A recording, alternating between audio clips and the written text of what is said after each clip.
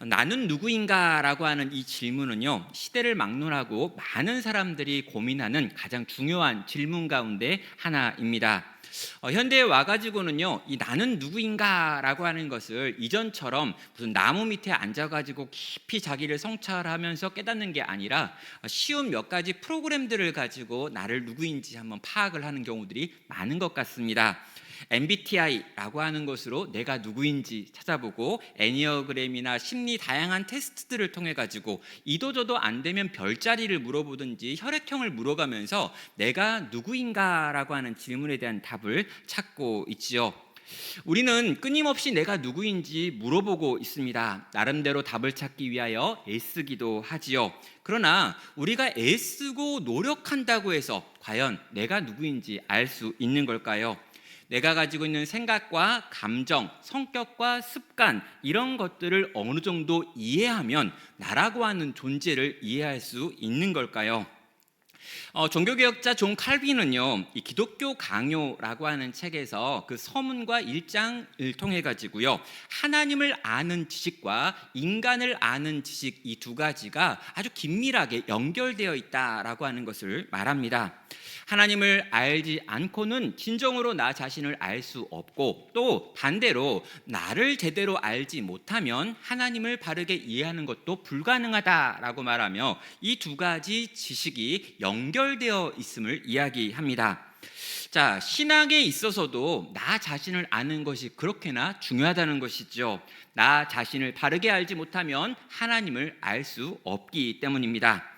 자, 우리는 종종 타인이 나를 뭐라고 보는지 굉장히 궁금합니다. 저 사람들이 보기에 내가 어떻게 보일까 하는 끊임없이 의식을 하지요. 또 우리는요, 종종 거울을 보면서 나 자신은 누굴까라고 하는 나 스스로의 판단을 내려보기도 합니다. 그런데요, 오늘은 그런 타인도 나도 아닌 하나님이 나를 어떻게 보실까, 성경은 우리를 뭐라고 말할까라고 하는 질문에 대한 답을 찾아보는 것이죠. 저는 오늘부터 3번 또는 4번에 걸쳐가지고 이 시편 139편에 있는 말씀을 참 자유를 찾아서, 참 자아를 찾아서라고 하는 제목으로 한번 나눠보려고 합니다. 자, 이유가 뭐냐라고 말하면요, 우리가 지금 변화에 대한 이야기를 계속 하고 있거든요. 그래서 이전과 달라지다, 이제 시작하다라고 하는 이야기들을 계속 하고 있는데, 이런 변화를 이야기할 때 가장 중요한 변화가 어디에서부터 시작하느냐라고 하면 나 자신을 이해하는 데서부터 시작되기 때문입니다. 습관에 대한 책을 읽을 겁니다. 동시에 나 자신은 누구인지를 한번 고민해 보자라는 거죠.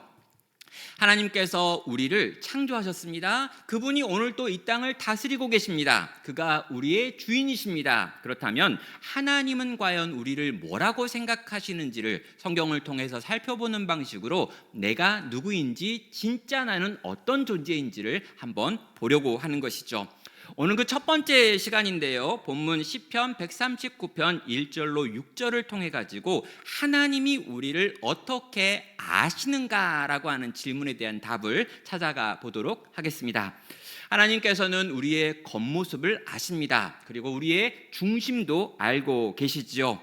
자, 그 하나님이 나를 안다라고 하는 것 때문에 약간 두려운 분도 있어요. 마음에 아주 이상한 마음을 품고 있다가 요걸 안다면, 하나님이 지금 내가 생각하고 고민하고 계획하는 것들을 안다면 큰일 났다라고 생각하시는 분도 있을 수 있습니다. 그러나 이 하나님이 나를 안다라고 하는 것은요, 어쩌면 이 인간이 고백할 수 있는 고백 중에 가장 중요한 고백을 만들어내는 진리이기도 합니다. 과연 하나님이 나를 안다가 어떤 의미가 있는 걸까요?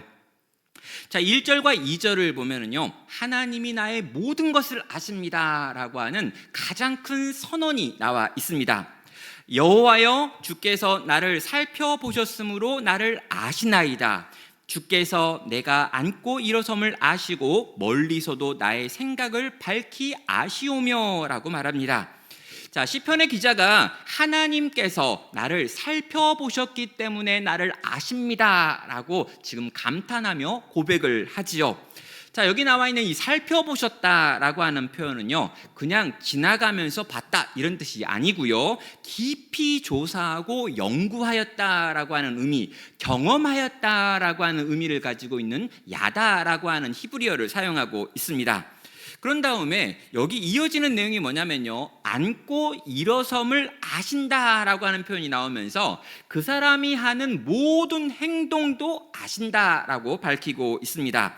우리 존재의 가장 깊은 곳을 아시고 우리가 하는 모든 걸 다 아시고 심지어 멀리서도 그것들을 밝히 알고 계시는 분이 바로 나 여호와다라고 밝히고 계신다는 거죠. 자, 우리는요, 자기 자신을 솔직하게 드러내는 것에 대하여 굉장히 쉽지 않다라고 하는 걸 알고 있습니다. 그럼 내가 나를 다 드러내면 어떤 일이 일어날지 우리 스스로 알고 있기 때문인 거죠.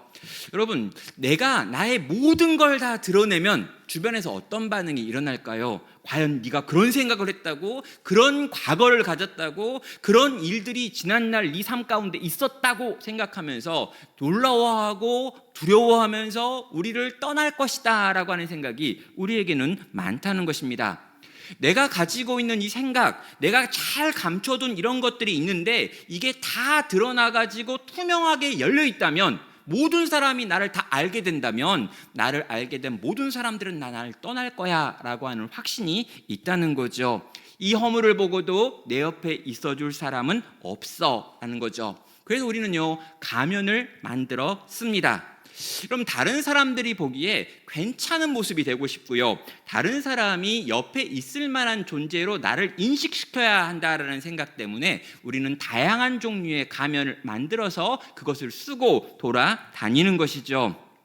사실 우리는 이 가면을 써야 합니다. 너무 여러분 노골적으로 생얼로 다니시는 분이 있는데 약간 문제가 될 수 있어요. 어느 정도 보완을 할 필요가 있고 어느 정도 커버를 할 필요가 있습니다. 너무 솔직한 거, 그건요, 사회생활을 안 해갔다라고 하는 뜻이죠. 저는 충분히 이해합니다. 그러나 과도한 경우는 너무 놀라워가지고 당황스러울 때가 있기 때문에 피해야 될 수도 있어요. 우리는 적당한 종류의 가면을 써야 합니다. 가면이 이 세상을 사는 우리에게는 꼭 필요하다라는 거죠. 그런데 이 가면을 늘 쓰고 다니고 있기 때문에 때로 우리는 굉장히 피곤한 것 같습니다. 여러분, 제가 이제 대형교회에서 사역을 했을 때였습니다. 그때는 제자훈련을 하는 교회였고요. 이 제자훈련의 방식은 목회자 한 명이랑 한 10여 명 정도 되어지는 성도가 묶여가지고 이제 한 학기 동안 훈련을 받습니다. 자, 이렇게 한 10여 명 정도의 성도들과 제자훈련을 하는 그 첫 번째 주가 제일 중요합니다. 왜냐하면 그때는 진짜 이 날이 다가오기 시작하면 진짜 기도를 열심히 했어요. 하나님, 첫 모임을 제발 잘 인도하게 해달라고. 왜냐하면 이제 사람들이 이렇게 모여가지고 처음 만납니다. 교회가 크다 보니까 평소에 알고 있던 분들이 아니고요, 대부분 서로 처음 만나는 분들이 그 자리에 모여드는 거예요.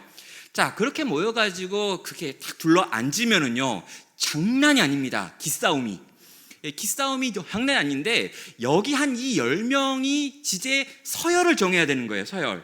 내가 너보다 더 높이 있다라고 하는 걸 증명하기 위해서 한 첫 2주 동안 엄청난 갈등, 엄청난 기싸움이 막 일어납니다. 가장 쉬운 건 나이라고 생각하잖아요. 근데 여러분, 나이 값을 못하는 경우들이 있기 때문에 이 나이가 절대적인 기준이 아닙니다. 그래서 나이에 대해서 이야기한 다음에 서열이 한번 쫙 정해지고, 그런 다음에 자기가 다니고 있는 직장이 나오면서 또 서열이 막 바뀌고, 그런 다음에 지금 자식이 어느 학교 갔느냐 이걸로 또 서열이 바뀌고, 집이 어디인가, 동네가 어딘가, 차가 뭔가 이런 걸 막 이야기하면서 한 2주 동안에 서열 정리라고 하는 엄청난 기싸움이 벌어지는 거죠. 그래가지고 한 2주 지난 다음에 서열이 쫙 정해지면 앉는 자리가 정해집니다. 그래서 제 우편에 앉는 그분이 가장 서열이 높으신 분이고, 제 좌편에 앉는 그분이 두 번째고, 저 끝에서 문 열고 닫는 그분이 막내인 거죠. 한 번 정해지면요, 이게 6개월을 갑니다. 여러분, 이게 뭔가라고 생각을 하지만요, 실제로 굉장히 그분들의 세계에서 중요한 거고, 실제로 남자건 여자건 처음에 몇 주 동안의 그 작업을 통해 가지고 순번을 쫙 정하는 건 저희 전통에 가깝다라는 생각이 들었습니다. 문제가 뭐냐면요, 거짓말입니다. 여기서 서열을 어떻게 올리려고 아이가 서울에 있는 학교를 다녀요라고 해야 되는데 서울대에 다녀요라고 하신 분들이 있는 거예요. 뭔가 이렇게 약간 바꿔가지고 조금 고쳐가지고 내가 예전에 그 회사에서 대표였었는데 지금은 아닌데 그 대표였어요, 대표다, 이런 식으로 이렇게 끝내는 분도 있는 거죠. 그럼 어떻게 합니까? 6개월 내내 그 거짓말을 이어가기 위한 에너지를 쓰셔야 하더라는 거죠. 여러분, 정말 굉장히 자기가 어떤 사람인가라고 하는 걸 보여주기 위한 가면, 그리고 그 가면을 쓰지 않고는 견뎌할 수 없는 것이 세상을 살아가는 대부분의 사람들의 모습인 것 같습니다. 자, 여러분, 여기 계신 분들은요, 굉장히 멀쩡하신 분들만 계십니다. 여기 다 괜찮아요. 제가 보니까 특별히 이렇게 큰 문제가 있는 분이 아무도 없습니다. 왜 그럴까요? 교회 오기 전에 어느 정도 관리를 하고 오셨기 때문인 거죠. 어느 정도 보완을 했습니다. 내가 눈이 좀 작은데 좀 키가 쓰고요. 내가 좀 이렇게 키가 작은데 굽을 좀 높였고요. 아무튼 어찌 했건 간에 내가 좀 더 괜찮은 사람이 되려고 애쓰고 수고해서 여기 온 거죠. 형제건 자매건 간에 이런 부분에 준비를 합니다. 교회에 오면서요, 오늘은 좀 말도 예쁘게 해야지, 오늘은 좀 가서 사람들에게 내 이미지를 좀 관리할 필요가 있어 라고 하면서 다양한 준비를 해가지고 교회 공동체 가운데 옵니다. 왜요? 사람들의 눈에 보이는 나는 중요하기 때문인 거죠. 그래서 교회를 오면서도 우리는 때로 피곤합니다. 저는요, 겉으로 보기에는 굉장히 강해 보이지만 실상 그 마음이 굉장히 여린 분들을 종종 만납니다. 사람들의 시선이 두렵고요, 상처받는 게 싫습니다. 그래서 겉으로 일부러 센 척 하는 거죠. 강한 척, 센 척, 힘 있는 척, 능력 있는 척, 사람들한테 상처 안 맞는 척 하면서 애를 쓰면서 교회 공동체에 오시는 그런 분들도 만나는 겁니다. 성도 여러분, 다른 사람들에게 보이는 내 모습이 있습니다. 그런데 그 모습과 나의 실제 모습은 굉장히 다를 수도 있는 거죠. 때로 우리는 나 스스로를 속이면서까지 가면을 쓰고 이 땅을 살고 교회 생활도 하는 것입니다. 자, 그런데 여러분, 그 많은 가면들을 쓰고 살아가는 우리들의 모습, 그 피곤한 삶이 더 이상 피곤하지 않을 수 있는 곳이 있습니다. 어디입니까? 하나님 앞입니다. 하나님 앞에서는요, 우리는 우리 자신을 포장할 필요가 없습니다. 우리의 생각과 감정과 기쁨과 두려움, 고민, 그 아픔, 그 모든 것 다 하나님 앞에 보여드릴 수 있습니다. 왜냐고요? 하나님은 이미 그 모든 것을 알고 계시는 분이시기 때문입니다. 하나님은요, 다 이미 알고 있어요. 이미 네가 그 모양 그 꼴인지 압니다. 아무리 관리하고 커버하고 가리려고 하고 애써도 네가 누구인지 그 하나님은 다 알고 계십니다. 여러분, 그리고요, 그 모든 걸 다 아시면서도 우리를 떠나지 않으신 분이십니다. 원래 다 알면 떠나셨어야 되죠.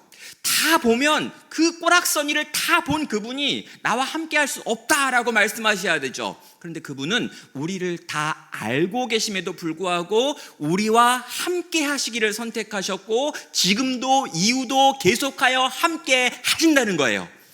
사랑하는 여러분, 그래서 우리는 그분 앞에서 나를 보여드릴 수 있습니다. 그분 앞에 가면 내가 누구인지 솔직해질 수 있습니다. 우리가 쓰고 있는 그 두꺼운 가면을 벗고 그분 앞에서 우리는 울 수 있고요, 그분 앞에서 화낼 수 있고요, 그분 앞에서 우리가 엎드려져도 또 풀어져도 괜찮다라는 것입니다. 사랑하는 성도 여러분, 나를 다 아시는 주님, 그러면서도 나를 사랑하시는 주님, 그 앞에 나아가 우리의 본 모습, 우리의 실제를 드러내고 우리의 마음에 있는 가면을 벗을 수 있는 여러분 되시기를 주의 이름으로 축원합니다. 두 번째는요, 그 하나님께서 우리의 모든 길도 하신다라고 말씀하고 있습니다. 3절과 4절은 말합니다. 나의 모든 길을 내가 눕는 것을 살펴보셨으므로 나의 모든 행위를 익히 아시오니 여호와여 내 혀의 말을 알지 못하시는 것이 하나도 없으시니다 라고 말합니다. 여러분, 1절과 2절은요 한 인생의 모든 것을 아신다라고 하는 총론이었다면요 3절과 4절에 넘어오면 그 사람이 하고 있는 그 모든 행동들에 대하여 알고 있다라고 말하며 행위의 문제로 넘어가고 있습니다. 여기 보면요, 모든 길, 내가 눕는 것, 나의 모든 행위, 내 혀의 말들이라고 하는 것들이 나오면서 우리가 하고 있는 모든 행동들, 그 행동의 동기가 무엇인지 하나님은 아신다라고 말씀하고 있습니다. 자, 여러분, 다윗이 이 시를 썼는데요, 나의 모든 길을 아십니다 라고 하는 이 고백, 여기 나와 있는 이 모든 길이 의미하는 것은요, 단순하게 내가 걷고 있는 어떤 길들을 안다 라고 하는 의미는 아닐 겁니다. 삶의 목적과 방향, 내가 어떤 것을 선택할 때 그 선택의 기준이 무엇인지 안다라고 하는 뜻이죠. 하나님은 내가 어떤 길을 선택할 때 그 길을 선택하는 그 기준도 알고 계시는 분이십니다 라고 하는 것이 오늘 본문에 나와 있는 이 문장의 뜻입니다. 또 뒤에 보면은요, 내가 눕는 것을 아십니다 라고 하는 표현도 나옵니다. 그럼 내 침대를 아신다는 걸까요? 내 안방을 아신다는 걸까요? 맞습니다. 여러분, 내가 가지고 있는 가장 개인적인 공간, 주변에 있는 다른 존재들이 모르는 나의 가장 사적인 영역, 바로 그것도 하나님은 아십니다. 거기서 뭘 했는지, 어떤 생각을 했는지, 어떤 일들을 했는지 아신다라고 말하는 거죠. 가장 내가 다른 사람에게 보여주지 않는 내 집에 있는 침대, 내 안방을 그분이 아신다라고 하는 선언입니다.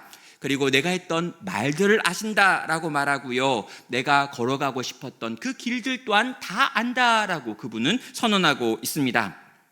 자, 여러분, 내 길을 아신다, 내 사적인 영역을 아신다, 내 말을 아신다라고 하는 이것은요, 결국 내 모든 행동과 그 모든 행동의 동기를 아신다라고 하는 선언이 되는 것이죠.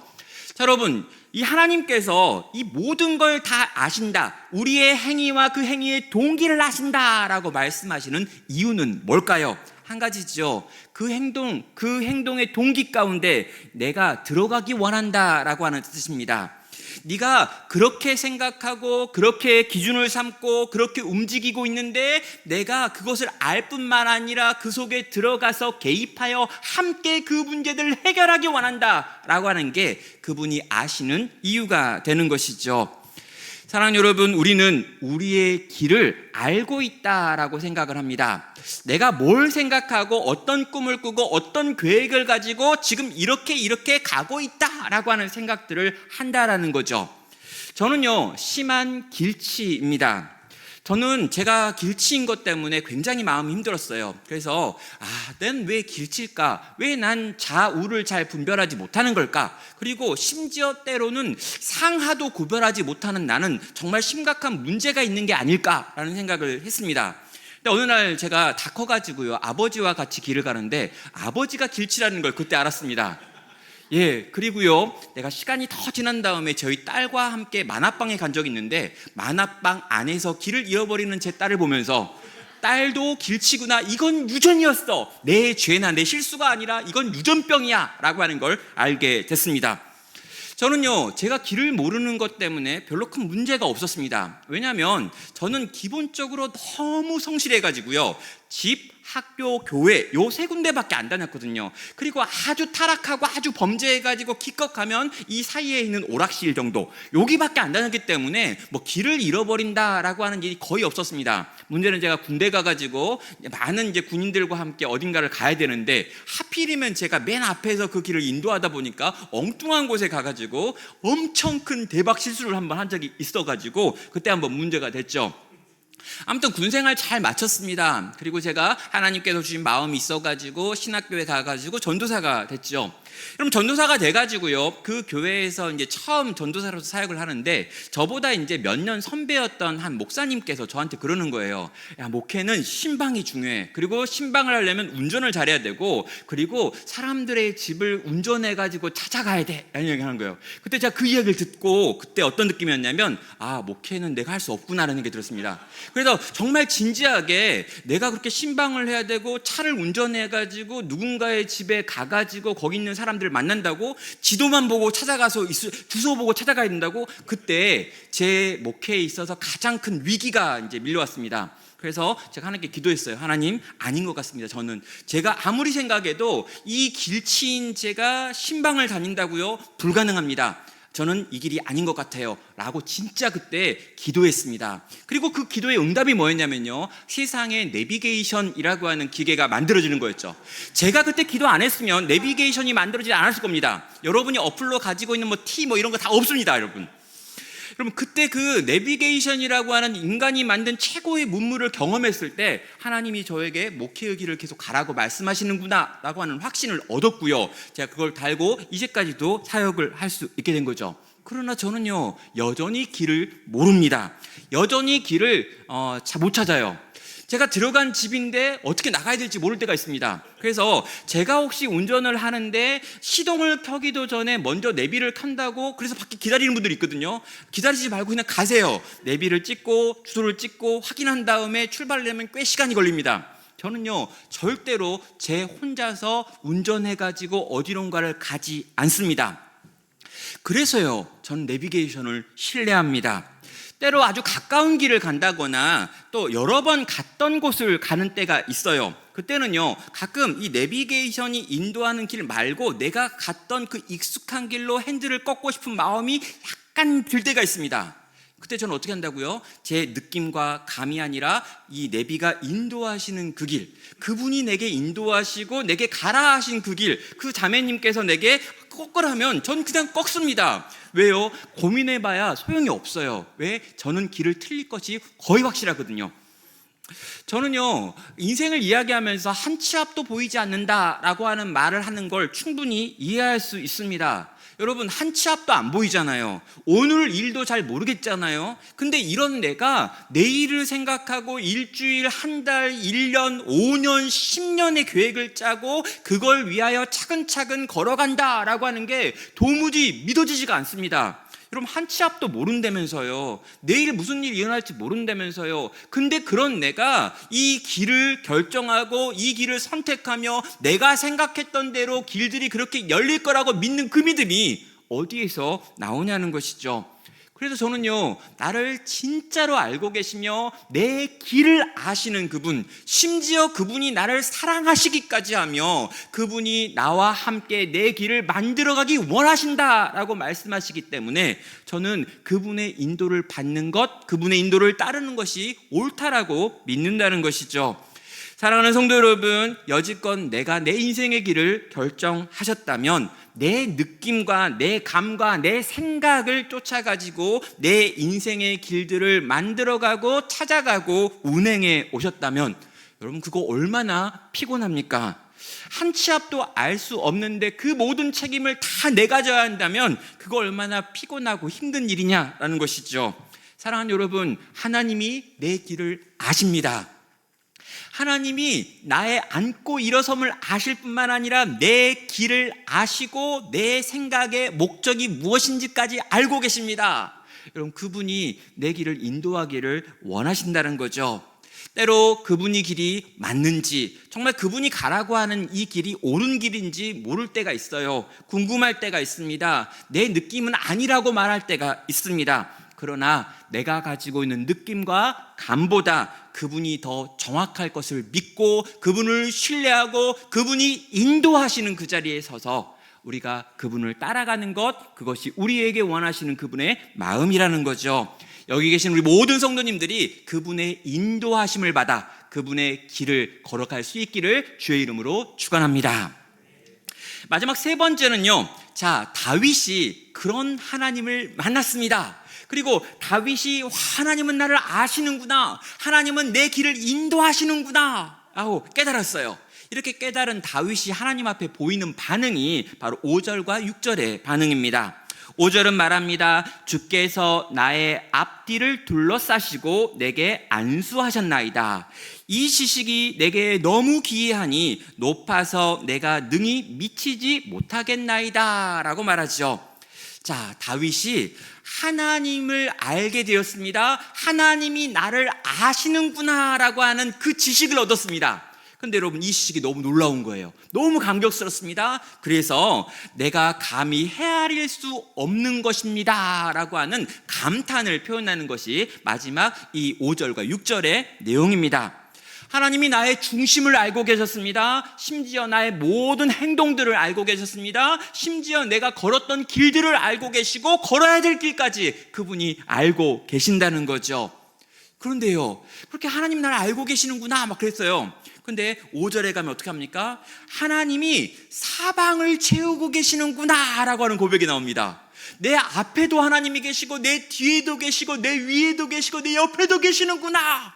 그런 다음에 하나님의 손이 날마다 나를 안수하고 있구나라고 하는 고백이 나옵니다. 하나님이 나를 어떻게 그렇게 알고 있지? 하고 생각을 했더니 하나님이 사방을 둘러싸고 계신 거예요.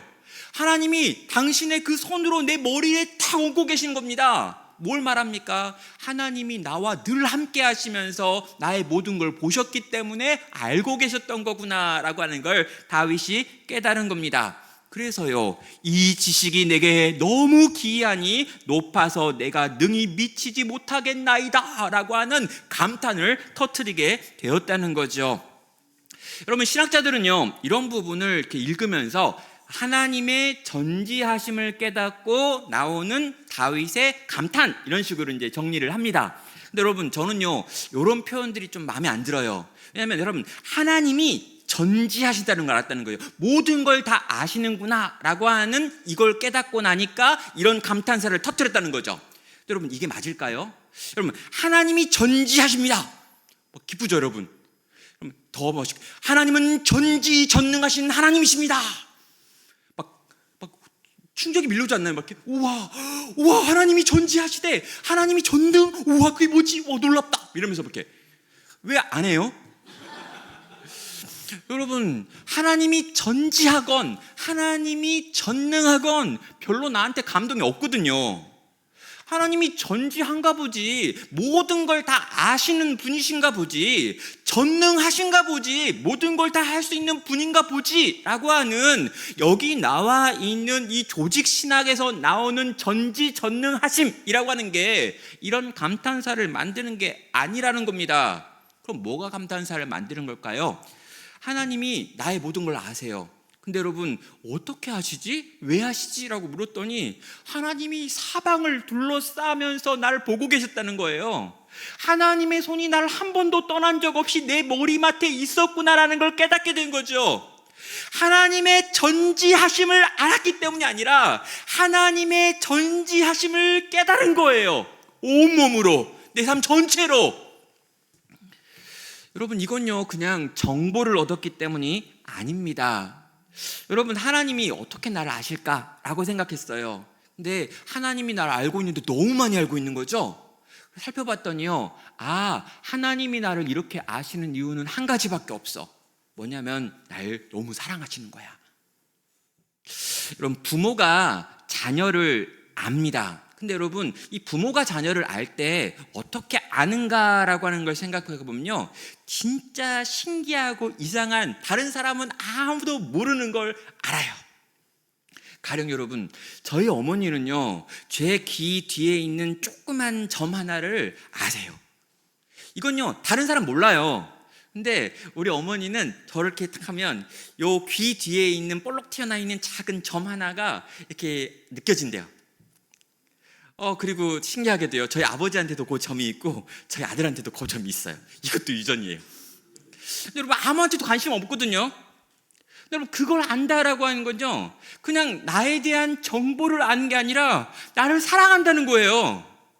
나를 사랑하기 때문에, 저의 전 존재를 품고 있기 때문에 다른 사람한테는 아무 관심 없지만 나한테는 그거 하나하나가 내 마음과 내 영혼에 새겨져 있어라는 거죠. 지금 다윗이 이 시편 139편을 언제 썼느냐라고 하면은요, 이 신학자들은요, 세 가지 경우에 이 편지가 쓰여진 것 같다라고 이야기합니다. 여러분, 여기 이 시편 139편의 가장 뒤에 가면은요, 악인들의 심판을 구하는 다윗의 기도가 나와요. 그래서 왜 끝에 이런 기도가 나오는가? 라고 했더니 세 가지 경우가 있을 것 같아요. 사울이 다윗을 죽이려고 쫓아다니던 그때 이 시를 썼다. 두 번째는 그 아들 압살롬이 반역을 일으켜게 되고 아버지를 죽이려고 쫓아왔을 때 도망다니며 썼다. 아니면 노년의 힘이 다 다해가지고 이제 힘을 잃고 사라져가면서 썼다라고 합니다. 이 세 가지 경우의 공통점 뭐냐면 너무 힘들고 너무 어려웠을 때 이 시를 썼다라는 거예요. 그럼 하나님은 나를 아십니다. 모든 걸 다 아십니다. 자, 아까 말씀드렸죠. 그가 누워있는 걸 아신다. 여러분, 이 누워있는 그곳이 어디였냐면 다윗이 왕궁에서 편하게 누워 있었던 그 침실이 아니라 자기 반역한 아들에 의하여 죽임당할까봐 도망가가지고 광야 어딘가에 토굴에 누워있던 그 토굴 안에 있는 자기를 아신다는 거예요. 사울이 자기를 쫓아와가지고 사울의 칼로부터 자기 생명을 보존하기 위하여 어딘가로 도망가가지고 아무도 없는 컴컴한 곳에 누워있는 그것마저도 아신다라는 거예요. 아니, 내가 그 어려움 가운데, 그 고통 가운데 이제 뭐 끝났다라고 생각하는 그때 하나님이 날 아셔요. 어떻게 아시냐면 사방을 둘러싸고 있는 공기처럼 날 감싸고 계시고요, 아침과 저녁으로 내 머리에 손을 얹고 계시는 모습으로 그렇게 나를 지키고 돌보고 알고 계신다는 거죠. 여러분, 이걸 깨닫고 나니까, 이걸 알게 되니까 다윗이 감탄한 거예요. 감격한 거예요. 그러면서 기이하다, 놀랍다, 어떻게 하나님 이런 나를 이렇게까지 사랑하십니까? 라고 말하고 있는 것이죠. 사랑하는 여러분, 하나님이 나를 아십니다. 나의 모든 걸 다 아십니다. 다 아시는데도 이런 나를 사랑하십니다. 원래 다 알면 사랑 안 해야 돼요. 어느 정도 감춰놨으니까 사랑하는 거죠. 어느 정도 잘 포장했으니까 사랑해 주는 거잖아요. 이런 거는 좀 감추고 좋은 건 드러내고 안 좋은 건 감춰야 좀 사랑스러워지니까 우린 그렇게 열심히 가면을 만들잖아요. 하나님은 그 가면 없는 내 모습 다 아시는데 다 아시면서도 사랑하신대요. 다 아시면서도 너와 함께 하고 싶대요. 다 아시면서도 나는 널 절대 떠나지 않겠다라고 말씀하신다는 거죠. 사랑하는 여러분, 하나님이 우리를 아시는 이유는 그분이 우리를 사랑하시는 까닭입니다. 그 사랑이 내게, 나에게, 우리에게 부어져 있는 줄 알기에 우리 역시 그분 앞에 사랑으로 나가는 거죠. 진짜 그럼 마지막 남은 문제 한 가지 더 있습니다. 다윗의 이 고백이 우리의 고백이 될 수 있습니까? 라고 하는 마지막 질문이죠. 다윗은 하나님이 그렇게 하셨습니다. 또 다윗이 이 하나님이 보이신 그 놀라운 사랑 앞에서 그렇게 찬양으로 반응할 수도 있지요. 그런데 그 다윗의 이야기와 내 이야기가 어떻게 같을 수 있습니까? 라고 하는 질문입니다. 하나님이 과연 나도 알고 계시는 걸까요? 여러분, 이것에 대해서요, 이 갈라디아라고 하는 이 갈라디아 지역에 있는 교회에게 바울이 쓴 편지가 있습니다. 자, 바울이요, 이 갈라디아에 있는 교인들에게 편지를 쓰는데 배경이 있어요. 이 갈라디아 교회에게 복음이 전해졌습니다. 교회가 세워졌습니다. 그런데 이 갈라디아에 있는 이 교회 성도들이 지금 다시 복음을 떠나가지고 율법으로 돌아가고 있더라는 거예요. 그래서 율법으로 돌아가지 말고 그 복음에 붙들려 살아야 돼. 하나님이 너를 위해 놀라운 일을 행하셨는데 어떻게 돌아갈 수 있니? 라고 이야기해요. 그러면서 이 갈라디아 4장 9절에서 이렇게 선언합니다. 이제는 너희가 하나님을 알 뿐 아니라 더욱이 하나님이 아신 바 되었거늘 어찌하여 다시 약하고 천박한 초등학문으로 돌아가서 다시 그들에게 종로로 타려 하느냐라고 말하죠. 여기 보면요, 하나님을 알 뿐 아니라 하나님이 아신 바 되었는데 라고 말합니다. 바로 너희가 하나님이 아신 바 된 사람들이라는 거죠. 하나님이 너네도 안다는 거예요. 이게 무슨 말이냐고요? 우리가 예수님을 영접합니다. 예수님을 나의 인생의 구원자로, 나의 주인으로 영접하면은요, 그때 성령께서 우리 속에 오시지요. 그분이 우리 가운데 와서 함께 하시는 그 일을 내주하심이라고 말합니다. 그분이 한번 들어오시면 우리를 떠나지 않습니다. 우리 속에 하나님이 늘 거하시기 때문에 하나님이 우리를 아시는 거예요. 사랑하는 여러분, 그 일이 이미 일어난 일입니다. 그리스도 예수 안에 있는 우리는 성령이 우리 속에서 함께 하심으로 말미암아 하나님이 아신 바 된 인생이라는 거죠. 여러분, 하나님이 우리를 아십니다. 사방을 둘러싸고 계십니다. 날마다 당신의 손으로 우리를 안수하여 지키고 보존하고 계십니다. 하나님이 우리를 아시고 또 그렇게 사랑하고 계신다는 거죠.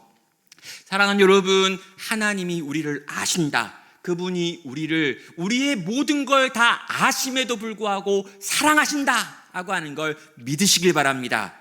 우리의 존재가 아무리 부족하다 할지라도, 내가 보기에 별로 사랑스럽지 않아 보인다 할지라도, 내가 나중에 뭔가 대단한 일을 할 수 없을 것 같다라고 느껴진다 할지라도, 여러분, 우리의 부족함에도 불구하고 하나님은 여전히 우리를 아시고 사랑하시는 분이신 줄 믿으시고 받아들이시는 여러분 되시기를 바랍니다. 우리는 때로요, 서로 이렇게 나 스스로가 잘 이해가 안 될 때가 있고요, 혼란스러울 때도 있습니다. 너무 불안하기도 하고요, 내가 어느 길을 어떻게 가야 될지 모르겠다라고 생각되어지는 때도 있습니다. 여러분, 그럴 때 기억하는 거죠. 하나님은 나를 아셔. 다 아시는데도 날 사랑하셔. 나의 겉모습뿐만 아니라 내 중심도 아셔. 내 과거를 알 뿐만 아니라 내 미래도 그분의 손 안에 있어. 이 모든 걸 다 아심에도 불구하고 나를 사랑하시고 나를 지키시고 돌보시며 가장 선한 곳으로 인도하기를 원하시는 분이야.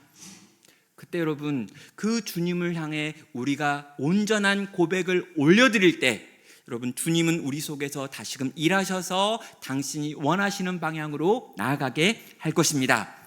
여러분, 제가요, 이 말씀을 묵상한 다음에 떠올랐던 시 한 편이 있습니다. 그래서 이 시를 나누는 것으로 설교를 마무리하도록 하겠습니다. 시를 제가 낭송을 할 텐데, 원래 시 낭송할 때는 배경음악이 들어가야 되는데 센스 있는 반주자는 배경음악을 아마 넣어줄 것 같습니다. 제가 요구하진 않았지만, 미리 사인도 못 보냈지만 감동적이고 은혜로우면서 눈물이 날 것 같은데도 굉장히 기쁜 그런 이제 음악이 나올 거예요. 제가 시를 한 편 읽겠습니다. 어둠을 헤치는 세월은 말없이 흘러만 가는데, 지나간 시간이 서러워 한없는 눈물만 흐르네. 그러던 어느 날 사랑을 만났네. 누구도 느낄 수 없는 내 아픔 아시는 당신께 내 모든 사랑을 드려요. 이 눈물 보시는 당신에게 내 마음을 드려요. 어느덧 구름은 걷히고 따스한 햇살이 내게로, 젖었던 내 마음 마르고 파란 하늘이 감싸오네. 이제는 나는 사랑을 배웠네. 누구도 느낄 수 없는 내 아픔 아시는 당신께 내 모든 사랑 드려요. 이 눈물 보시는 당신에게 내 마음을 드려요. 조화문 씨가 부른 내 아픔 아시는 당신께였습니다. 내 아픔 아시는 주님께 드릴 건 사랑입니다. 내 눈물을 보시는 주님께 드릴 건 우리의 마음입니다. 우리의 모든 것 다 아심에도 사랑하기를 포기하지 않은 주님께 우리가 드릴 수 있는 건 사랑이고 신뢰고 기대입니다. 오늘도 그 주님 신뢰하고 그 주님 기대하며 살겠노라고, 나는 부족하지만 주님의 온전하심 믿고 의지하며 살겠나라고 고백하고 다칠 거면 나아가는 여러분 되시길 바랍니다. 우리 하나님의 은혜 같이 찬양할까요?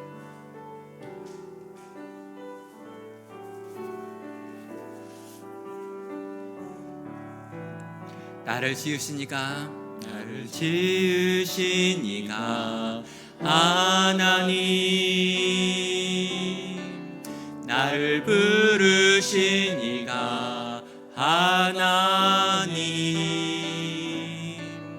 나를 보내시니도 하나님, 나의 나 된 것은 다 하나님 은혜라. 나의 달려갈 길 다 가도록, 나의 마지막 호흡 다 하도록, 나로 그 십자가 품게 하시니, 나의 나 된 것은 다 하나님 은혜라. 한량 없는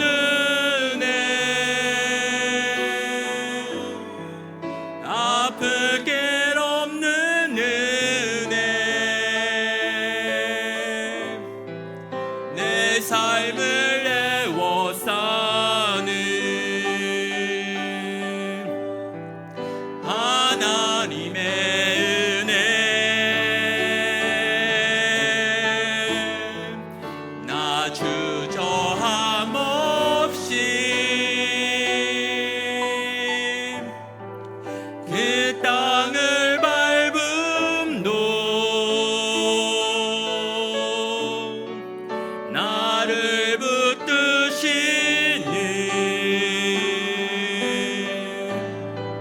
하나님의 한량없는 은혜 한량없는 은혜 갚을 길 없는 은혜 내 삶을 애워싸는 하나님의 은혜 나 주저함 없이 그 땅을 밟음도 나를 붙드시는